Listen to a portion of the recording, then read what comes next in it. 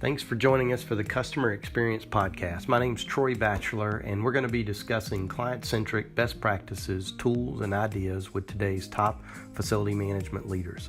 I hope you enjoy the podcast. Please be sure to share it on any of your social media platforms, Instagram, LinkedIn, Twitter, Facebook. We'd love to hear your feedback as well.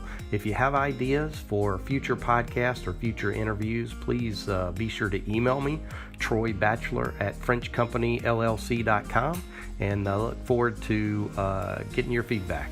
Enjoy. It became apparent to me that if I was going to go to college, I was going to need to figure out a way to pay for it. So I went to the University of Houston Job Placement Center, and that's pre-computers. So they had 3x5 cards posted on bulletin boards, and it said, "Wanted, man to change light bulbs in Shell service stations." I said, boy, I bet I could do that. So in 1976, I opened my own company called Brightway Maintenance.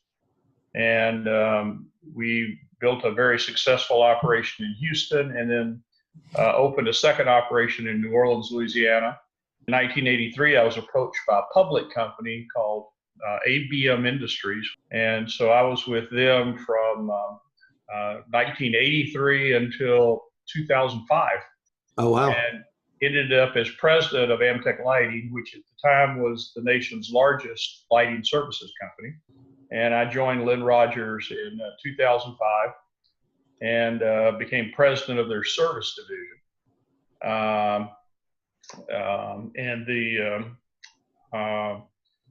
When I joined them, they had a $60 million business, about 50 million new construction electrical and 10 million electrical service. And they had two clients. They were either orange or blue. They had Home Depot and Lowe's. Those are great clients to have. Sure. All their eggs were in one basket. Yep. And so a fellow by the name of Ken Sisson and I went out the first year, and we had about a $10 million service business. And we saw 50 clients in 52 weeks. We called it our bucket of chicken tour. We would go in and meet with clients and bring donuts or bring lunch in and have a kind of a lunch and learn.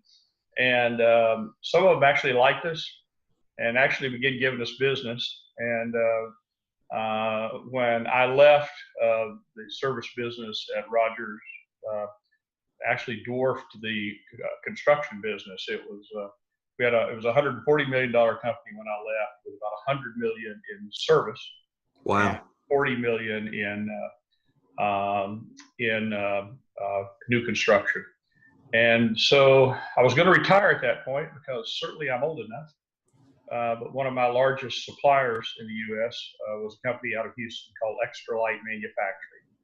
And the owner recruited me to join them about 3.5 years ago. And so that's where I've been in lighting for 52 years. That's amazing. And it all started by changing light bulbs at a Shell station. That's exactly right. Yeah.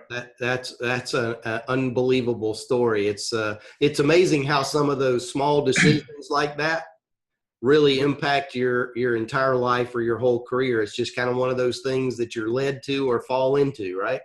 It's just serendipity. You're right. I mean, it's very small things, impact your entire life. What we're really kind of calling this podcast is the customer experience, and how the facility management industry ultimately drives and impacts, whether people pay attention to it or not, the end customer experience. You and I, when we go shopping as a consumer, we tend to look at it from a facility management point of view, because that's the industry we're in. We look at the building conditions, you look at the lighting conditions, you look at all different types of things, but the end customer doesn't really realize how much the lighting, even if we just focus on lighting, when they walk into a building, they're not consciously thinking, wow, this is a much prettier store or whatever. It's just not a conscious thing, but how much of that really drives the customer experience when they're walking in the store, from outside to inside? I agree completely. Yeah, it's amazing, and I think signage was another part of your background too, because of the lighting industry related to the signage, right? Yeah, and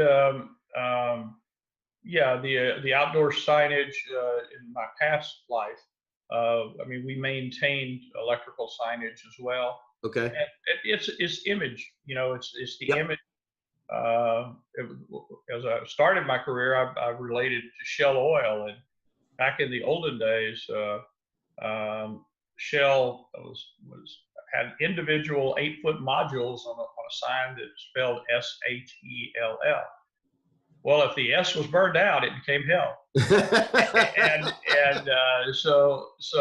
we've all seen those signs before, right? Yeah, and so one of the ways I built my own business is when business was slow, get in a car, drive around at night, find outages. This is back in the days of Polaroid cameras and pre-computers. Take a photograph of it, send it to the client, saying, "Gosh, this is the image your client is seeing. Why don't you let me fix this sign for you?" Absolutely. Now, So when you're approached by retailers, other than the typical RFP, and there are certainly those companies that we've run across that they do go down to, and it is a race to the bottom. But then there's also those companies that really look for those partnerships and those relationships when they're dealing with vendors and setting up those relationships. Tell me about kind of that type of approach. How does a retailer approach you? Tell me about some of those really positive relationships related to the retail. thanks. Great question. And I will tell you that I've used some of my life friends as clients that I have served over the years. I mean, we started as in a customer relationship, but it's developed into a lifetime friendship. Mm-hmm. And one of the folks there's one person who comes to mind immediately to me, and I'm very comfortable speaking about Steve Waxman with Toys R Us. Yep. Steve Waxman, I had the pleasure of serving with him on the Prism board of directors. Okay. And this was 10 or 12 years ago, maybe 13 or 14 years ago. Time flies. I've served on the Prism board twice, but it was my first board term with Prism. And I missed a board call. Okay. And I wasn't doing business with toys back then, but I missed a board call. And I'm sure there was an absolutely legitimate reason for it. But Steve called me up and basically read me the riot act in a very professional way, and said, "Look, if you're going to be a member of this organization, you're going to serve the membership community, then you got to participate. And if you can't participate, then you ought to resign." And you know what? I've never missed another meeting. I've never missed another call. And it was a life lesson learned. But Steve Waxman clearly was one of the finest guys I ever worked with in the facility management industry. And I'll tell you why.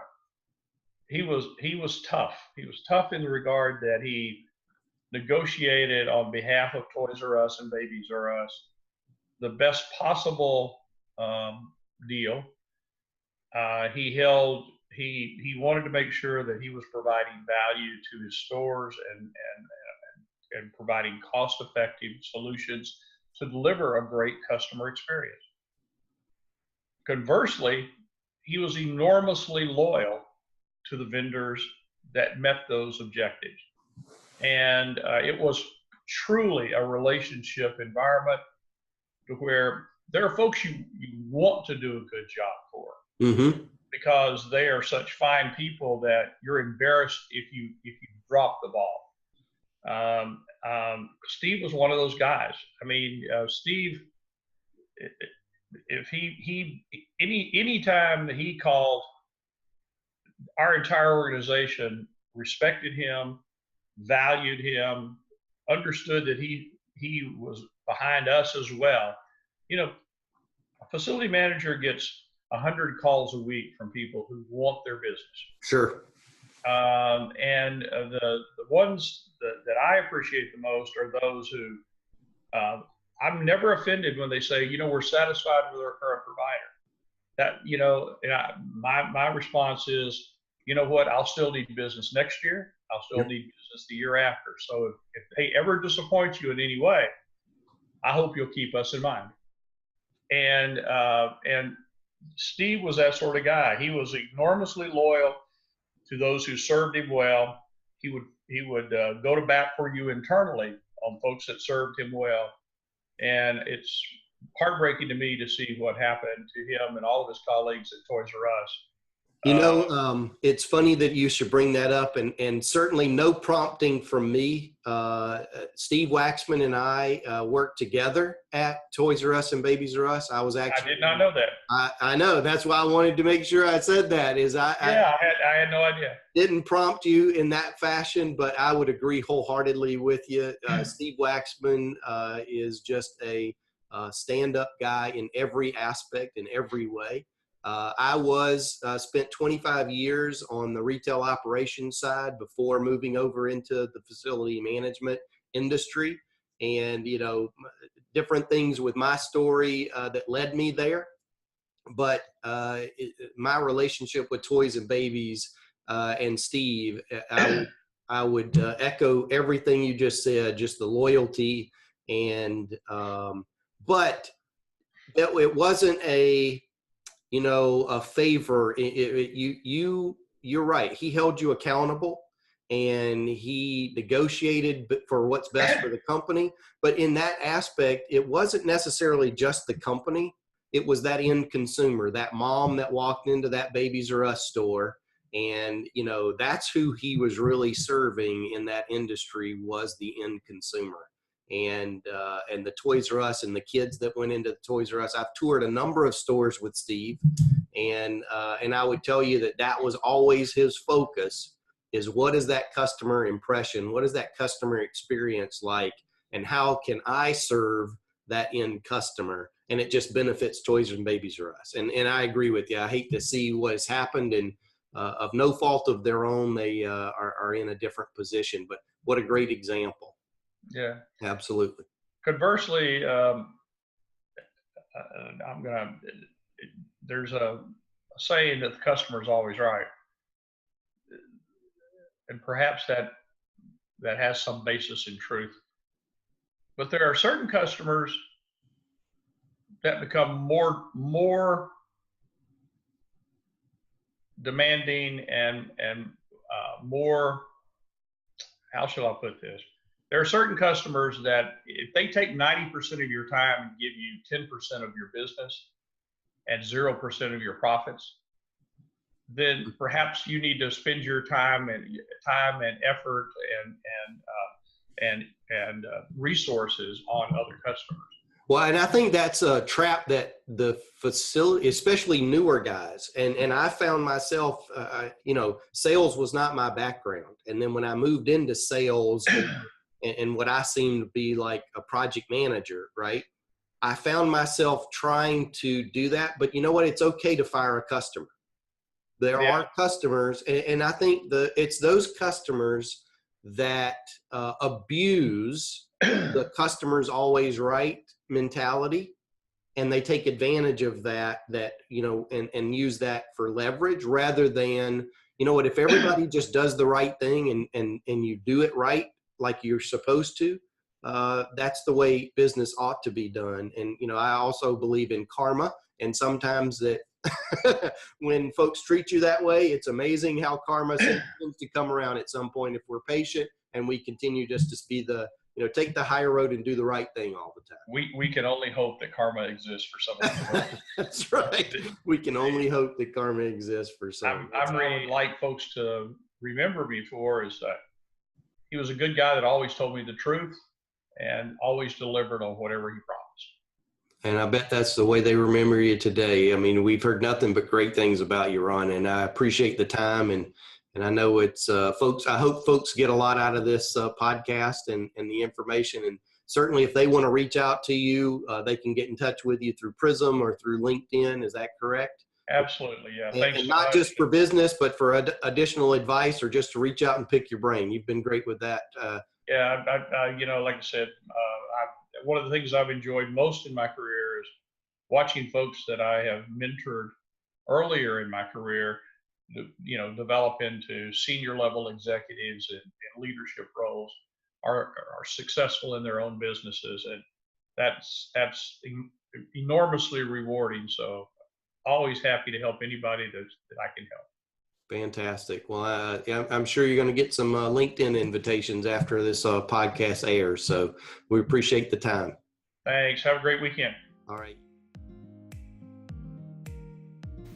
Hey, thanks for joining us on today's podcast. Look for us every couple of weeks. Be sure to subscribe. Also, please share with everyone you know on all of your social media platforms. We would appreciate the promotion. And if you have ideas for guests or topics, we'd love to hear from you.